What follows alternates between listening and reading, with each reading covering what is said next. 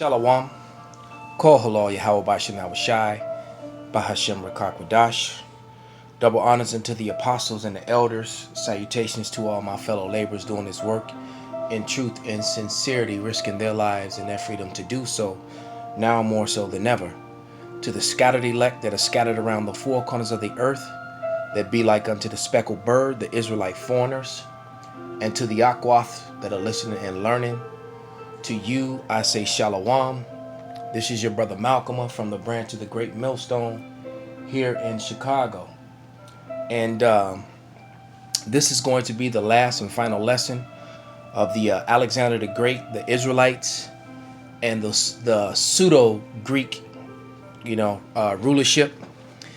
And I'm going to open up with scriptures you have heard, but it's only fitting. This is First Maccabees, the first chapter and the first verse, and it reads, "And it happened that after Alexander the son of Philip the Macedonian, who came out of the land of Kittim, had smitten Darius the king of the Persian Medes, that he reigned in his stead," meaning his race, his people, "the first over Greece." So he was the first to reign over the brown-skinned people of that were actually the true residents or the true Europeans.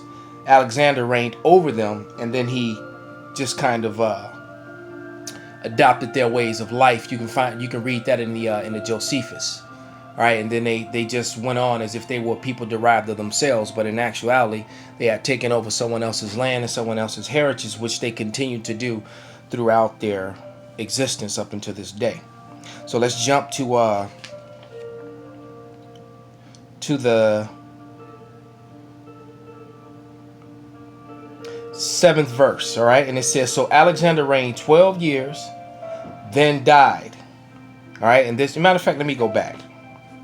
I'm gonna read verse 2. Verse 2: "And he made many wars and won many strongholds and slew the kings of the earth, and went through the ends of the earth and took spoils of many nations, insomuch the earth was quiet before him, whereupon he was exalted and his heart was lifted up." So he spoiled all the nations of the known world, which was all the northern African, Central African countries, and all the European and Far East nations. All right, that he actually reached to. He took them all down and he ruled over them. And you also have to realize too, just like on this picture, it's showing you how Europe went from this to this. Alexander and his men on his campaign lightened up many of the races. Look at the so-called Asian people today collectively. In China and Japan, there's a lot of pale Asians now. But if you look at their art and the relics that come in their history, and if you go there, you're gonna see how many dark people are there. There are people in Asia that are just as dark and darker than a lot of Negroes in Cambodia and Thailand. I've seen these people.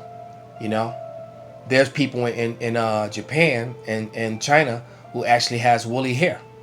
Okay, so Alexander and his army, they did a great damage, when they went over and did what they did.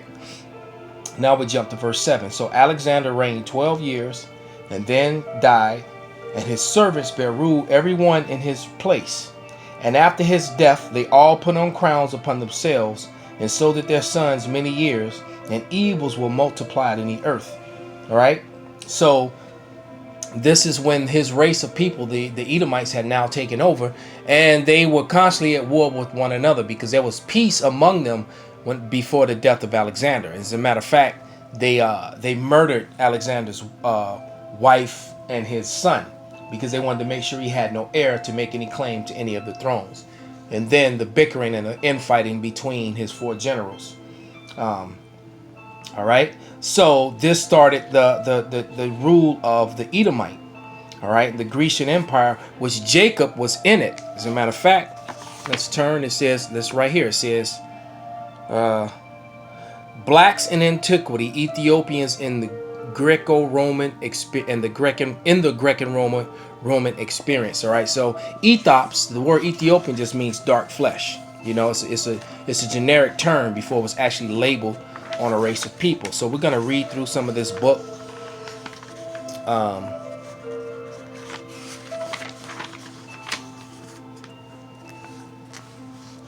So let me read this description in Second Ezra first. This is Second Ezra 7:28. For my son Yahushai shall be revealed with those that be with him, and they that remain shall rejoice within 400 years. So this is a 400 year period of the Roman of the Greco-Roman experience with the Israelites. All right, and there's just so many things in this book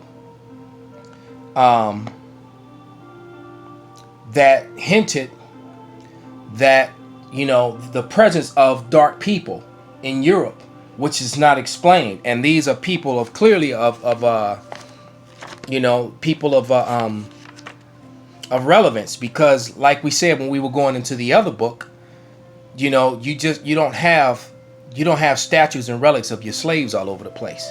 If that was the case, America would be full. The American South would be full of images of slaves, you know, in museums and things like that, on display that will be worth, that go, you know, like these statues here.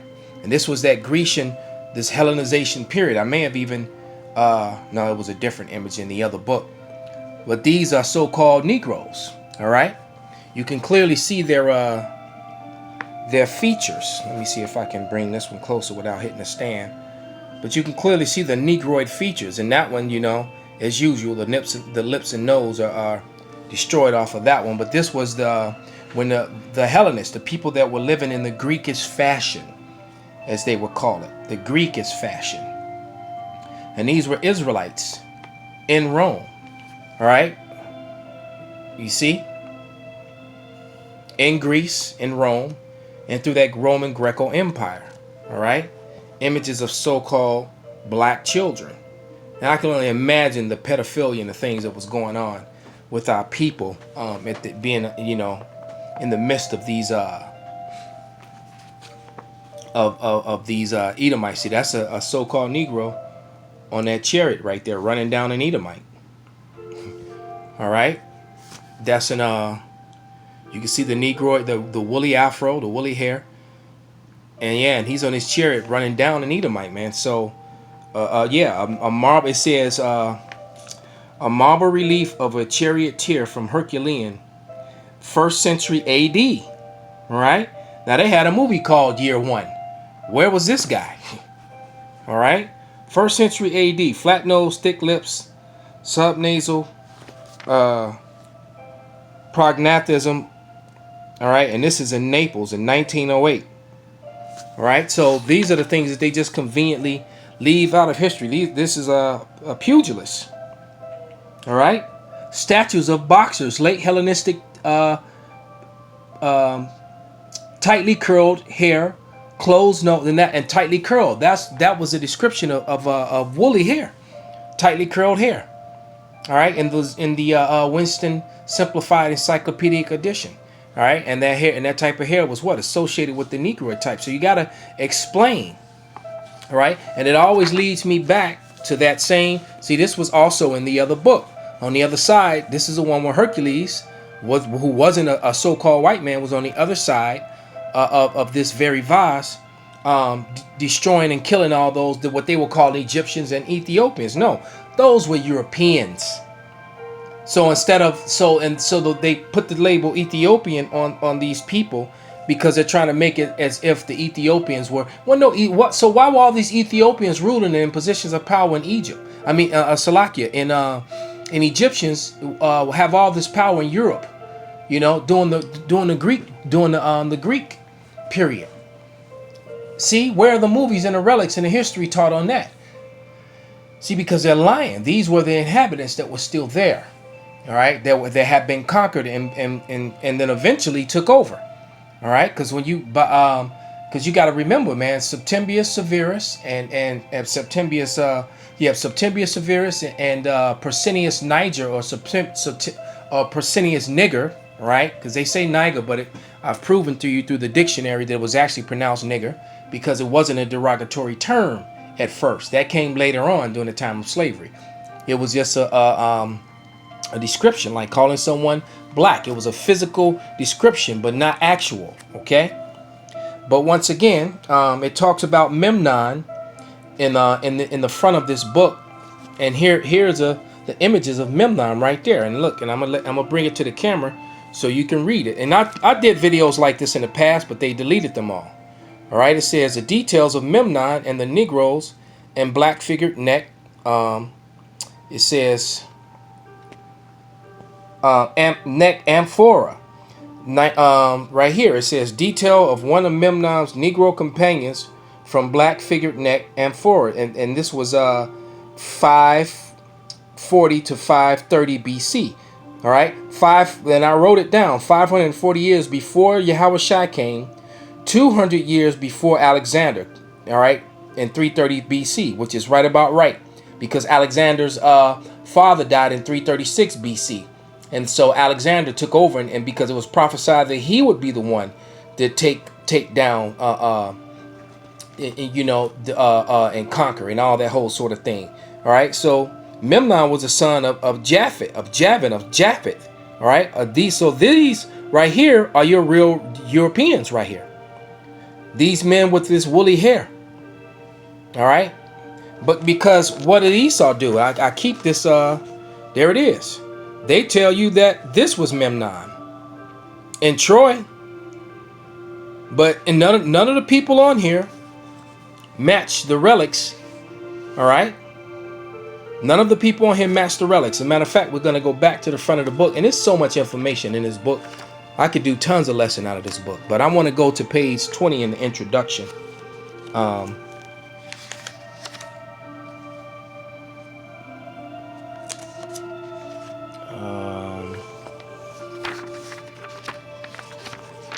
Is it 20 where it said it? Yeah, 22. All right. And it reads, art in some respects,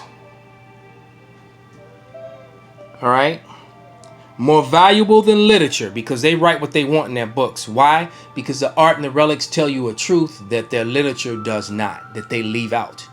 All right. Because this right here, how many books have you read about the Iliad and about, Achilles and all that stuff? And even though Achilles, they weren't real people, but the wars and the things that took place were. All right. So it says, art in some respects more valuable than literature as a source of information for anthropological data, because it tells us much that the text does not, and about the amount of pragmatism and total absence, that the extent of plethora and lip perversion. I don't know how to pronounce that word. I've never seen that word. I've had trouble with it in the past. But it says, and lip perversion and facial proportions. So basically, what it's pointing out is that the relics that are dug up tell you a different story than what Esau Edom puts into his schools and his colleges and his universities and into his textbooks. So once again, I'm going to bring out this, Psalms 85 and 11, which is the earth, gave forth the witness to prove that the Esau Edom, the so-called white man, was a liar.